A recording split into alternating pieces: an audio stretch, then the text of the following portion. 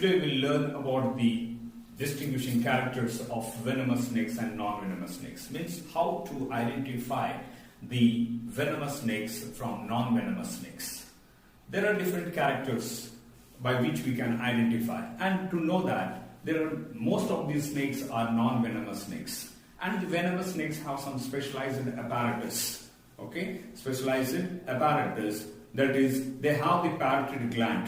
Parotid gland, that is, they are located at the supra labial. We call at the supralabial region, so called as the supralabial parotid gland, which secretes the venom. That is, there are two types of labial: supralabial and infralabial. Okay, supralabial and infralabial. Supralabials are the parts of present above the jaw region, and the infralabials are present below the jaw region. Is it clear? Then, apart from that, they have specialized apparatus, what we call, they have the presence of fangs. You can see in this snake. Is it clear? That's what clearly exposed. The fangs helps in injecting the venom into its prey.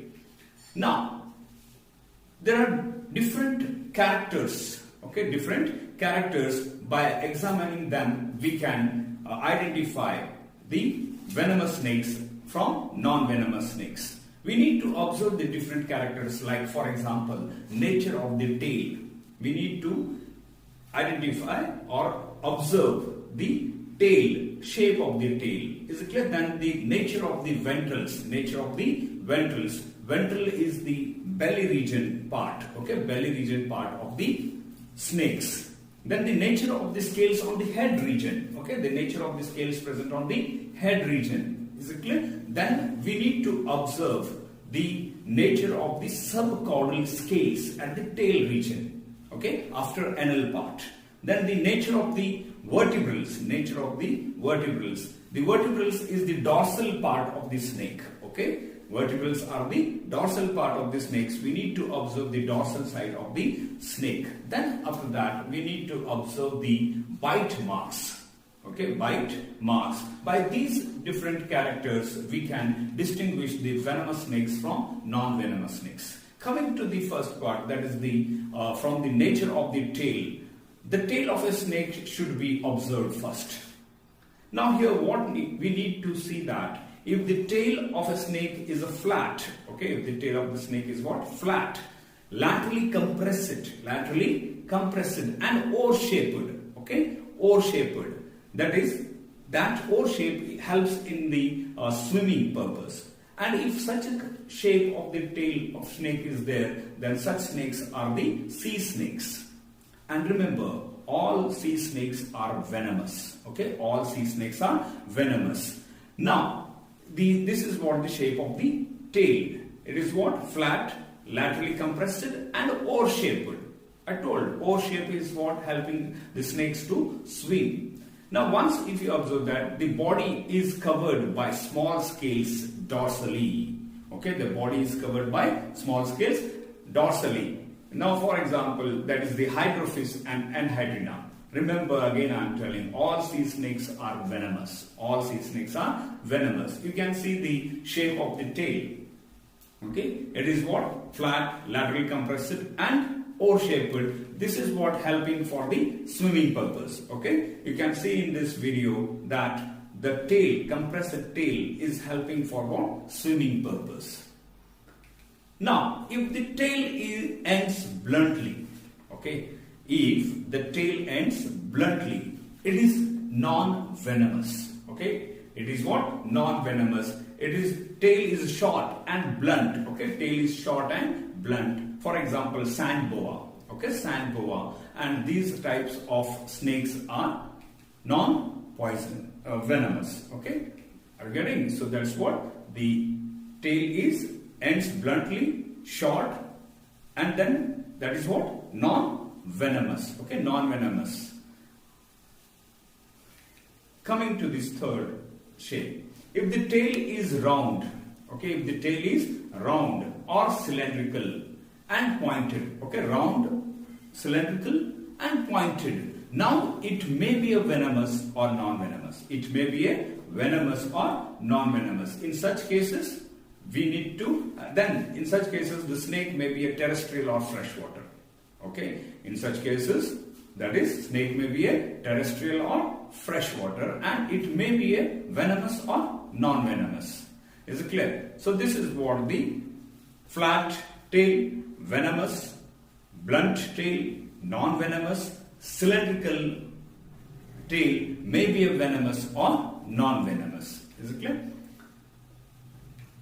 Now, coming to the second characters, that is from the nature of the ventrals. I told ventral part is what? Nothing but the belly region, okay, of the snake, which usually touches to the earth, ground.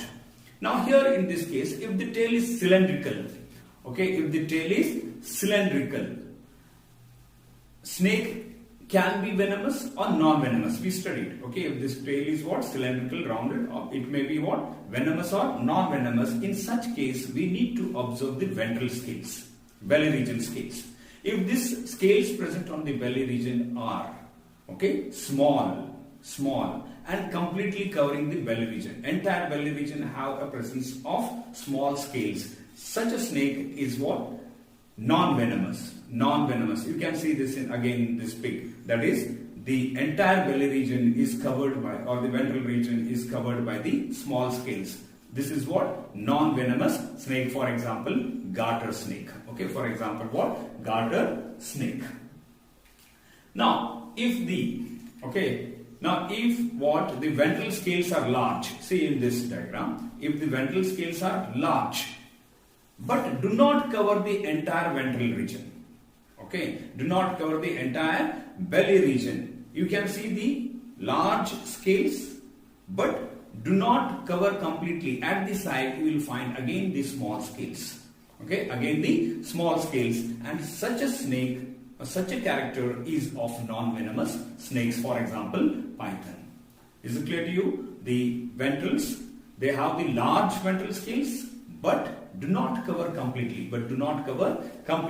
At the sides, there is a presence of, again, small scales, and that kind of snake is a non-venomous snake. For example, python.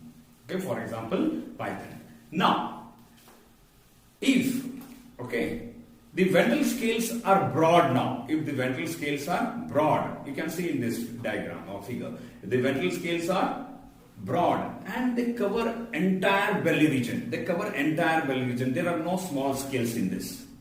Is it clear? We had studied about small scales covering completely belly region. There are large scales but do not cover the entirely belly region. But these are what? Large scales and completely cover the belly regions. That is the width of the belly region. And such a snakes now may be a venomous or non-venomous. Okay, such a snakes what? May be a venomous or non-venomous. You can see in this figure. Is it clear? That is, the entire belly region is what? Having a presence of large scales. Okay, so is it clear? So now in this case, the snake may be a venomous or non-venomous. Okay, so this is what is consolidated. That is completely entire small scales, venomous. Okay, large scales but do not cover completely, non-venomous. Again, but large scales and covers complete belly region, they may be venomous or non-venomous. Now, if the tail is round, okay, coming to the what? If the tail is round and the ventrals are broad, okay, wherever we have studied that it may be a venomous or it may be a non-venomous, such characters in there. That is, if the tail is round, ventrals are broad, then we need to examine the head of the snake. Okay, so that's what from the nature of the scales or shields on the head region. Is it clear? So that's what if the head is triangular now. Okay, what we need to observe? We need to observe the head region. If the head is triangular, okay, and covered with the small scales and not with the shields, okay, and not with a shield, it is a viper. Scales, small scales are there. The many scales together forms one large shield like. Okay, so that's what if the head is a triangular covered with the small scales and not with the shields, it is a viper. Now what we need to remember is that all vipers are venomous. All vipers are venomous. Now, vipers are of again two types. Okay, vipers are again of two types based on the presence of the loreal pit. That is, it may be a pit viper or pitless viper. You can see in this figure, that is what? The head is a triangular. Okay, the head is what? Triangular. Okay, and then the entire head region has a presence of small scales and there is an absence of shield. Okay, now such kinds of snakes are all venomous and they are the vipers, and I told vipers are pit vipers and pitless vipers. Now, why we call them pit viper and pitless viper? If there is a loreal pit, okay, if there is a loreal pit, you can see in this diagram, okay, that is, if there is a loreal pit between the eye and the nostril, you can see the eye region and the nostril region, okay, eye region and nostril region, that is, there is one shaded part, okay, shaded part is there, and that part is called as the loreal pit, okay, we call it as a pit organ, which is a thermoreceptor, okay, which is a thermoreceptor. Now, some pit vipers possess a shield on their heads, okay, example the Enstrodon. If there is no loreal pit between the eye and the nostril, it is a pitless viper. Okay, it is a pitless viper. The two figures I have shown there, that is one with the loreal pit, another one without the loreal pit. Where is this loreal pit is located? Between the eye and the nostril. Between the eye and the nostril. If this loreal pit is present, then that is the pit viper, which are venomous. If no loreal pit, okay, if there is no loreal pit between the eye and the nostril, it is a pitless viper, and again may be a venomous or non-venomous, okay, venomous or non-venomous. Now, if the head is covered with the small scales, okay, if the head is covered with the small scales and there is a no loreal pit, okay, and there is a no loreal pit, then the subcaudals are to be examined. Is it clear? Are you getting? If the head is covered with the small scales, head has a small scales, and there is no loreal pit, okay, and there is no loreal pit. I told you, said that if the loreal pit is absent, it can be a venomous or non-venomous. Okay, it can be venomous or non-venomous. Is it clear? Now, that is what, in such case, we need to observe the subcaudals. Subcaudals to be observed. Subcaudal region is a region of the tail region after the end of the anal scales. Is it clear? Now, what we need to observe? If the subcaudals are in two rows, okay, if the subcaudals are in two rows, you can see there, that is in this one, first that anal divided, okay, anal divided into two rows. If the subcaudals are in two rows and there is no loreal pit, then the snake is a results viper. Okay, the snake is what? Results viper. The subcaudals are present in a single row. Okay, the subcaudals are present in a single row. You can see in these figures that's clearly, that is subcaudal region with the two rows. Okay, results viper. The subcaudals in only one single row, they are the Krait, for example, Bangaris. Now, from the nature of the vertebrates, okay, from the nature of the vertebrates are the dorsal region, okay, dorsal back, okay, which is visible. That is what dorsal region of the snake. We need to observe. If the head is covered with the shields, okay, I told, not with the small scale. If the head is covered with the shields, not with small scales, it may be venomous or non-venomous. Okay, it may be a venomous or non-venomous. Then we need to observe the vertebrals. Okay, vertebral, that is scales present along the mid-dorsal line of the back. Okay, I told, that is scale present on the mid-dorsal line of the back region. Is it clear?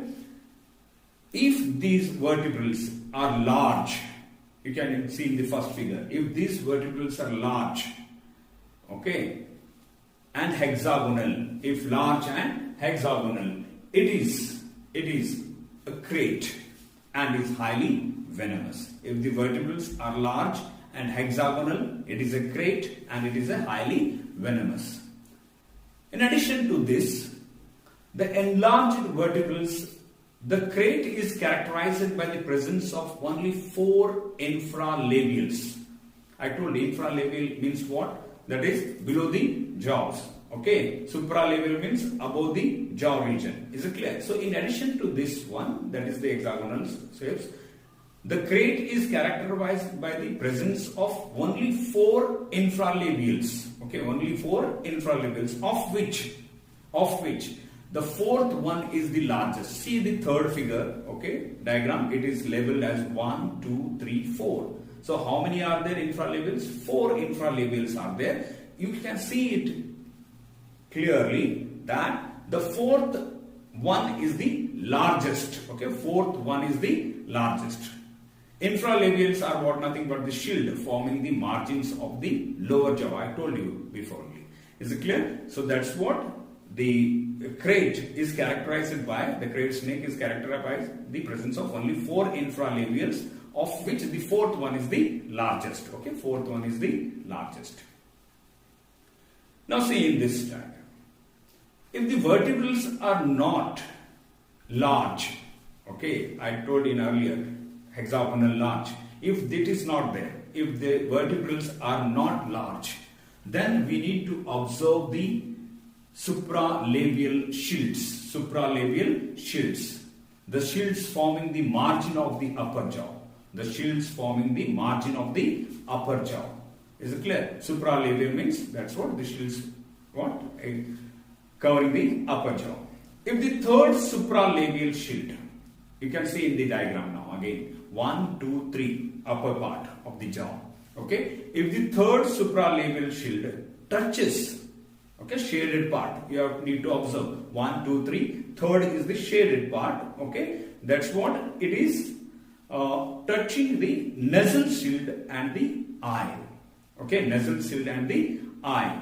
Eye with the round and the again center round. Okay, then the nostril shaded small part. In between them we had shaded the complete scale of that. Is it clear? That is, if the third supralabial shield touches the nasal shield and the eye, it is either a cobra or coral snake. Okay, it is either a cobra or a coral snake.